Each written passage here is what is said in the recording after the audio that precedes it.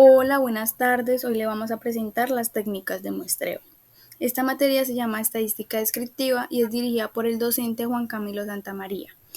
Este trabajo es presentado por María José Moya Martínez, Henry Danilo Giraldo Alfaro y Jonathan León. Y quien les habla, Laura Valentina Prieto Saab. ¿Qué es el muestreo aleatorio simple? El muestreo aleatorio simple es una técnica probabilística básica que busca que cada miembro tenga la misma probabilidad de ser seleccionado. Esta base es clave para entender métodos más complejos de muestreo. Características y ejemplos.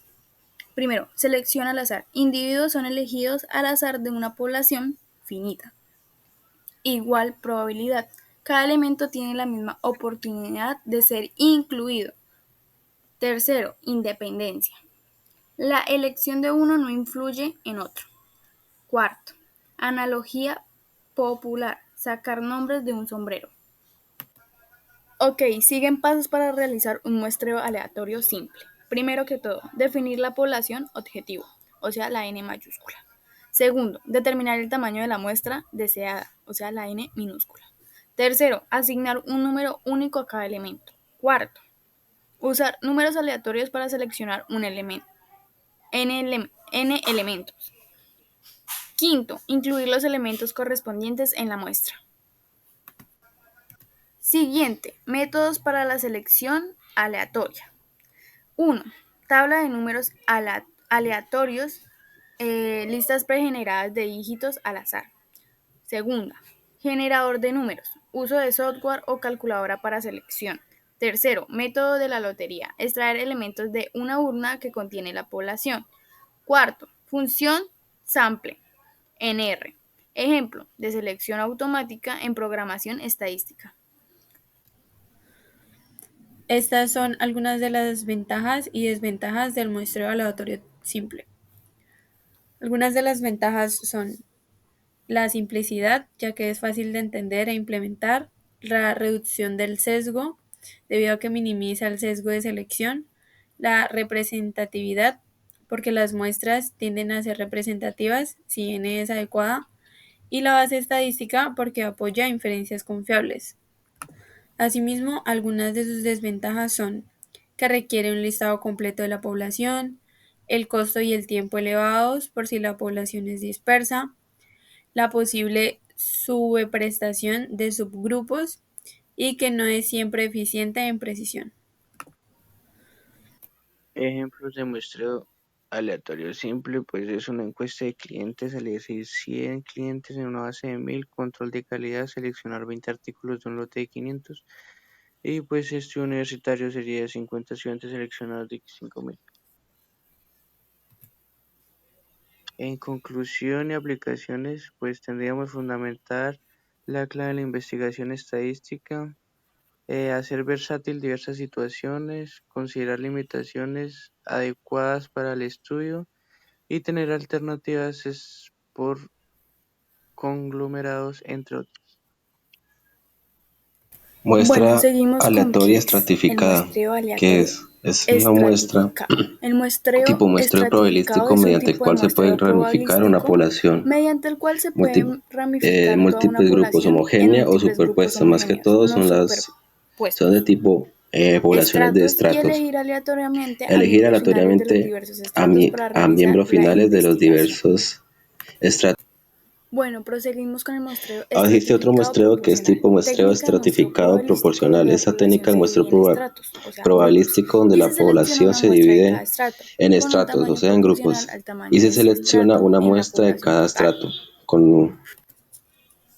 La Esto fórmula maneja del una muestreo fórmula. aleatorio Es n estratificado mayúscula por proporcional h sobre n es mayúscula por n n minúscula. minúscula N h es minúscula por h igual a significa el tamaño de la n muestra del mayúscula estrato H. h sobre n N mayúscula mayúscula por H por es n el tamaño de minúscula, la población donde en relación nh del estrato. minúscula es el tamaño de la N muestra mayúscula del es el estrato tamaño de h toda la minúscula, población.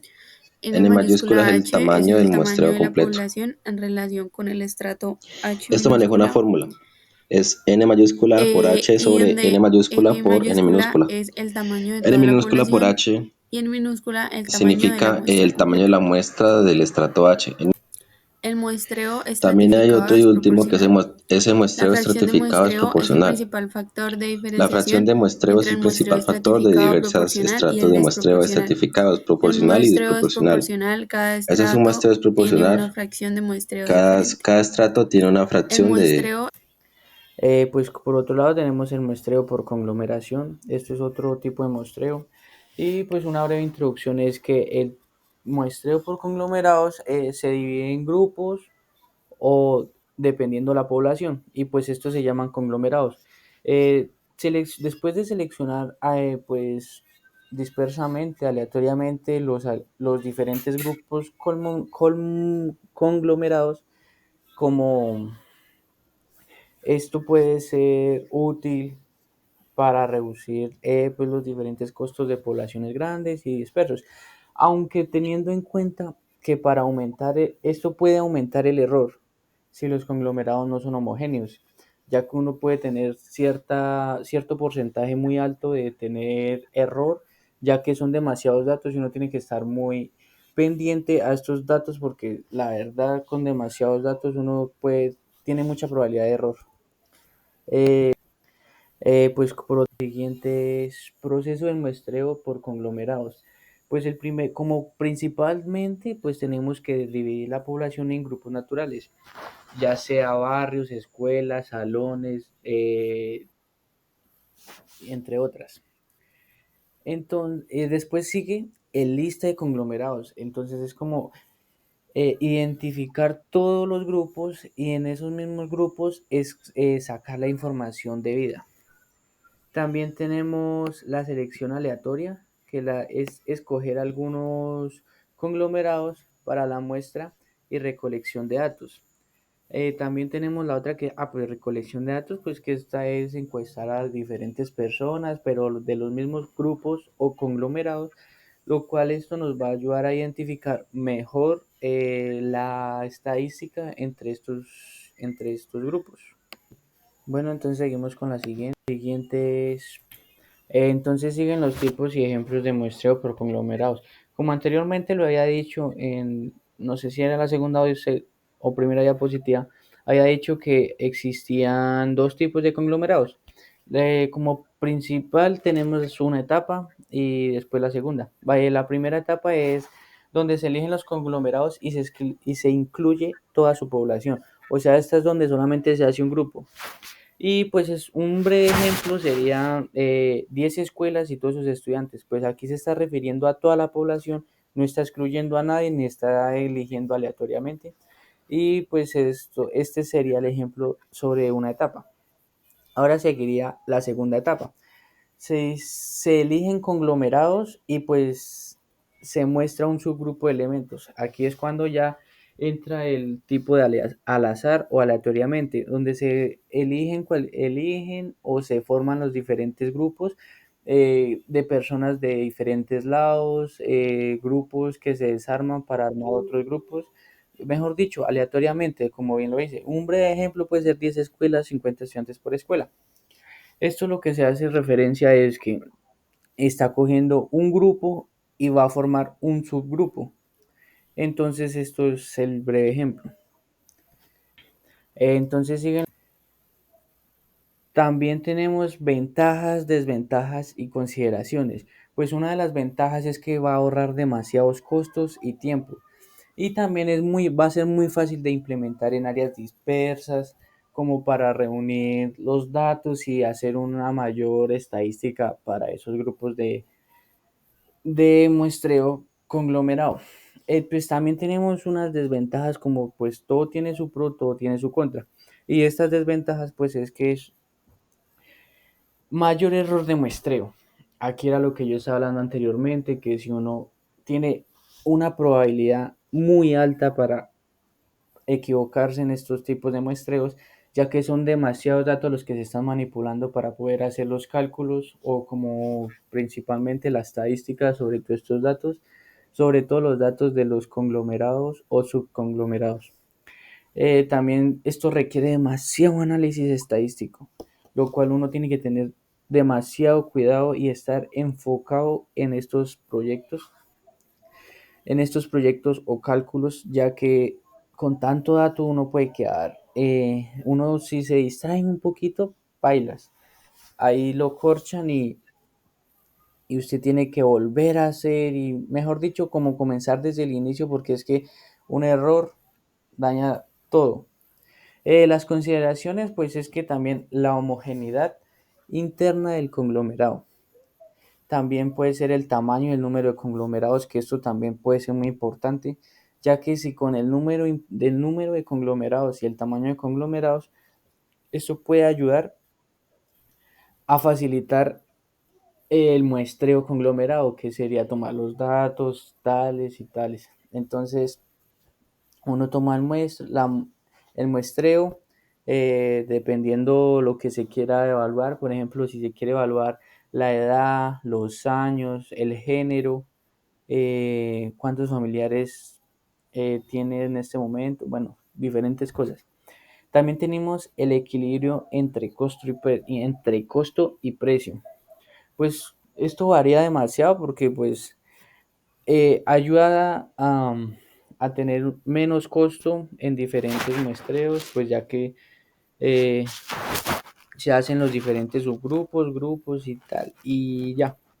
Y pues también tenemos la precisión, que pues debido a esa precisión uno tiene que tener demasiada concentración para que esto salga muy preciso y no tenga que volver a hacerlo, porque esto en sí son demasiados datos que se manejan. Ahora, el teorema del límite central. Este teorema describe la distribución de la media de una muestra aleatoria proveniente de una población con varianza finita.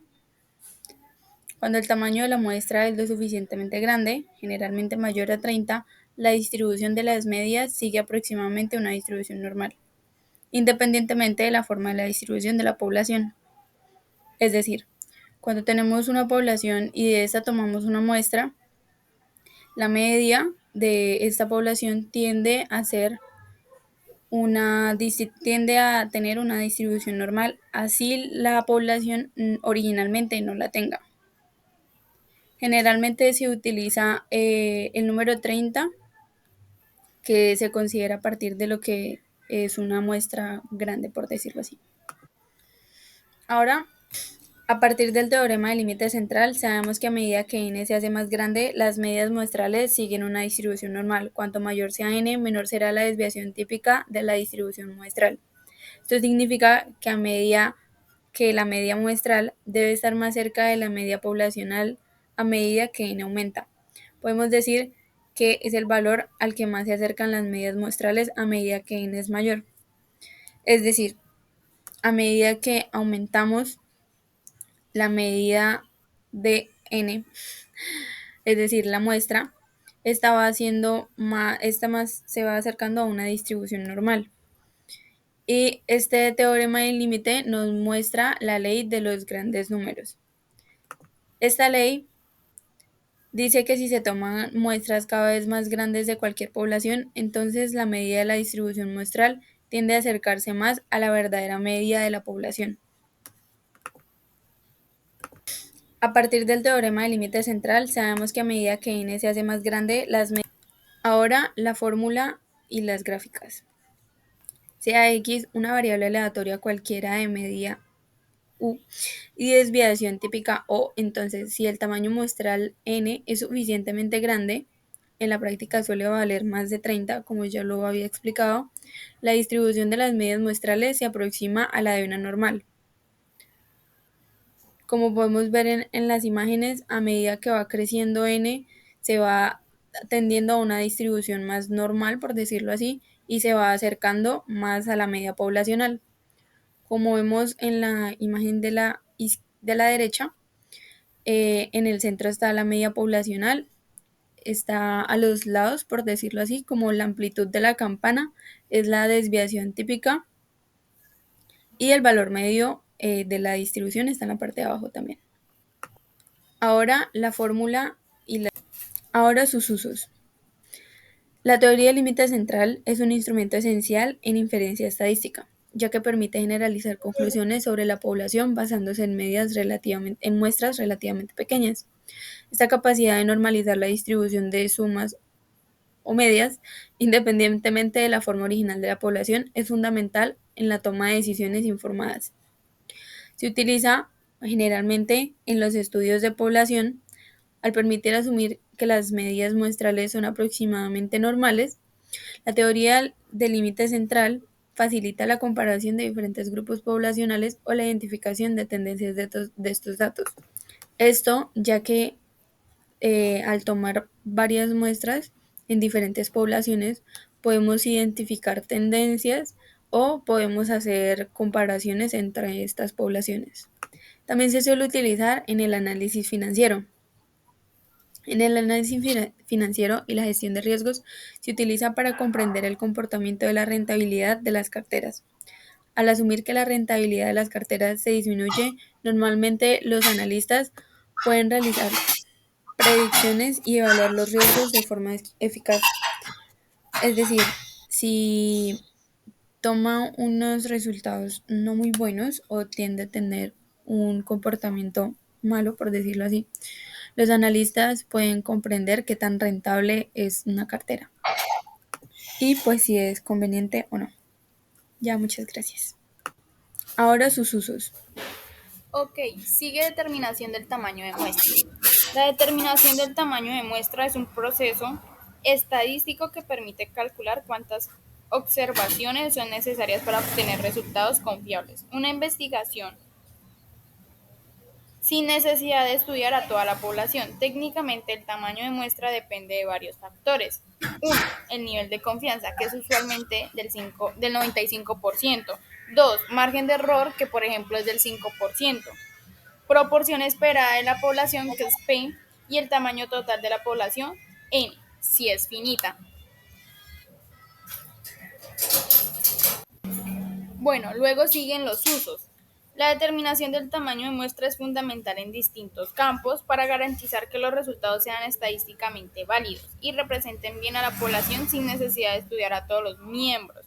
Aquí pues hay 5 de los más utilizados o los más comunes. El primero es investigaciones de mercados. Segundo, estudios científicos y académicos. Tercero, censos y encuestas gubernamentales. Cuarto, el control de calidad. Y 5, auditorías y evaluación financiera. Bueno, por último es el ejemplo práctico. Bueno, yo lo utilicé en Python, pues para para determinar el tamaño de la muestra. El paso a paso es que, bueno, el ejemplo es que queremos saber cuántas personas necesitamos encuestar en una ciudad de 10.000 habitantes para una encuesta con 95% de confianza y 5 de margen de error. Entonces, pues aparece el paso a paso de, bueno, para pequeñas muestras, bueno, el paso a paso de cómo hallarlo de 10.000 y en la herramienta utilizada. Y eso sería todo por hoy. Muchísimas gracias. Por último es el